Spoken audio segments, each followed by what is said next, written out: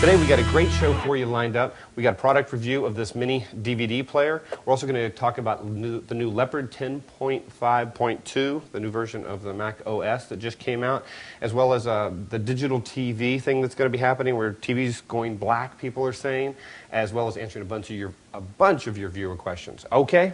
All right, first off, the review of this. This is a portable DVD player, okay? And basically, it opens up. And what makes it so portable is that you've actually got a nice 7-inch screen right here. And you've also got, in here's where you would put in a disc. Disc goes in there. You put this on. There's a little switch here on the front where you can zip it on. And then it'll pop up. And give it a second here to load. And you'll see a show come up here. A show that you might be a little familiar with. It's one of our DVDs for Ask the Techies. Yes. And there we go. And so basically it's showing you the menu there, then I can choose through here to play an episode that I want to do. Now the great thing about this is that it has a little remote, so that's kind of nice, a little remote that's like so, but it fits in this little spot right in here. You might have noticed this little gap in there. But it can also fit an iPod. It can also fit an iPod. And what I do is there's a little... If we zoom in here and show people just a little bit here. Down here on the bottom, we've got a little lever you kind of pop out, and that opens it up, and then you can just lay it down in there.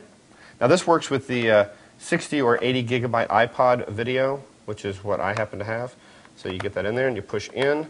Basically it connects to your little dock down on the bottom of your iPod. And so basically it pops in there, and I can choose my source up here, and it switched to iPod. So now it's when it pops up, when it does, I got to turn the iPod on. Funny little thing, you got to do that. And so basically I can come through here. Let me just turn this around just for a second. Choose a video, and I'll just choose a video podcast. And hey, how about something like the Ask the Techies video? So then it pops up here. There it is. It's got a little volume knob on the side. Turn this up. Welcome back to another episode of Ask the Techies. I'm D. Lee Beard. This is the show where we answer your viewer question. Okay. And what we've got on here is some of the buttons that you got choices for is the monitor to make it widescreen if you want, or you can make it normal. So you hit basically this monitor button that's right here on the bottom. And that's what should help you out with that right there.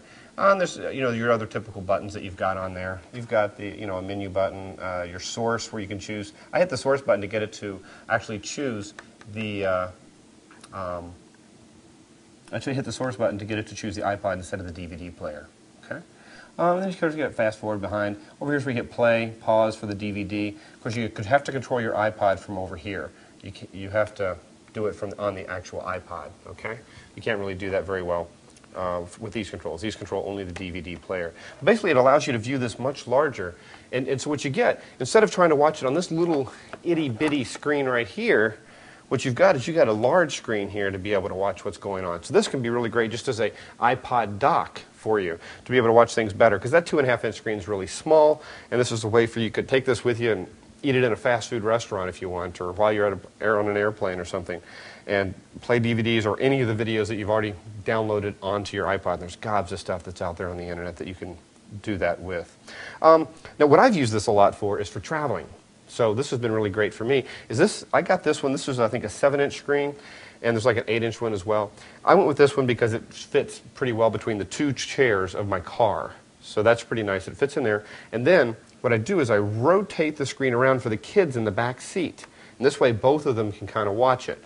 So I have the controls up here where I can hit, play, pause, and they get to this. And the speakers are right here so that they can be able to do that. If they do want to control things, when I import my music to the iTunes library, I choose the original CD quality.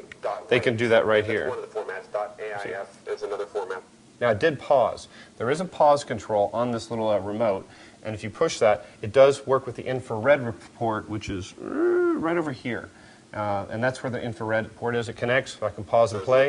So the kids can control the video themselves if they want to. But I can also have the choice of controlling it up here if the kids are small and strapped in car seats and they can't reach forward or don't know how to use the remote right. Then that would be an option for you. To try to keep the screaming one-year-old happy in the back seat of the car in that long trip to Grandma's. So this rotates around, which is really nice, as well as pulls up all the way up.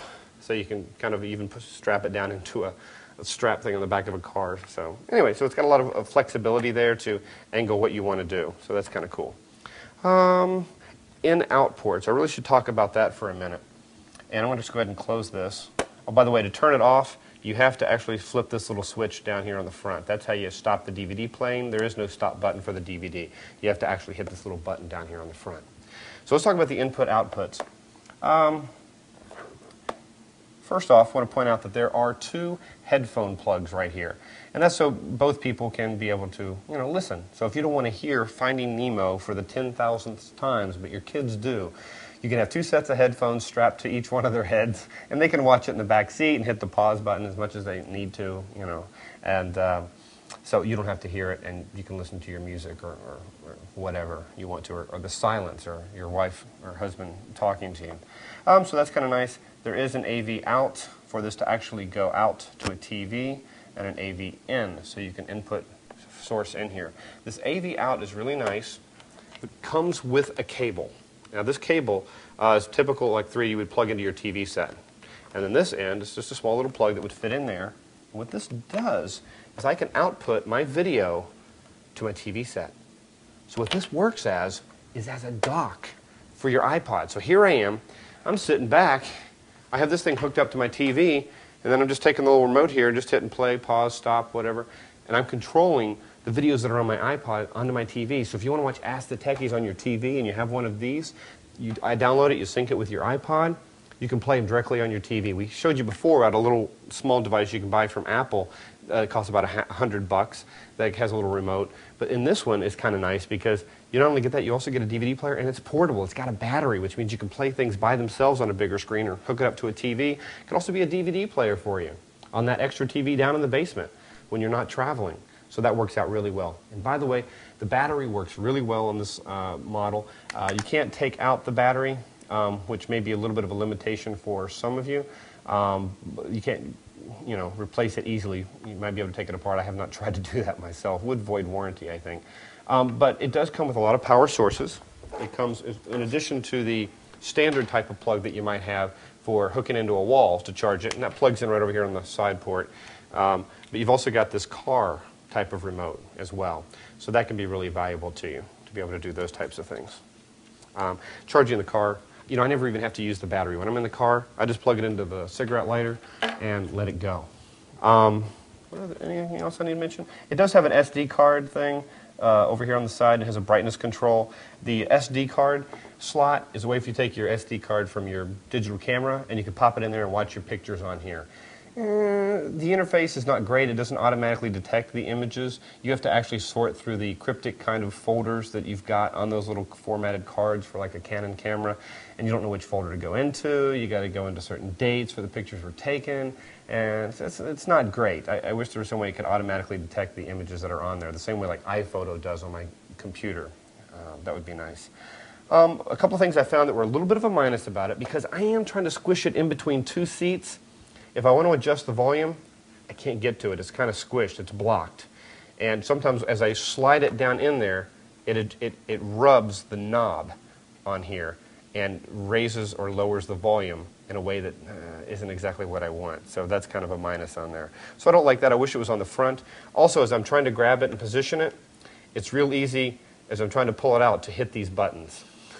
And when you hit those buttons, it'll stop the video. And then you pull the whole thing out again. You try to cue it up to what the kids want to see, because you were just trying to adjust this a little bit because it was starting to slip or something. And you got to go through the FBI warning. You got to go through all the DVD menus. You got to get to this exact scene that wherever the movie was that they were watching. You may not even know if they had the headphones on. So I hate that there isn't more of a grip over here in the front. I wish there was more of a place. But if you're careful and make sure you grab it over here, you should be fine. But, and that's the open button, the controls there. So I think that works pretty well.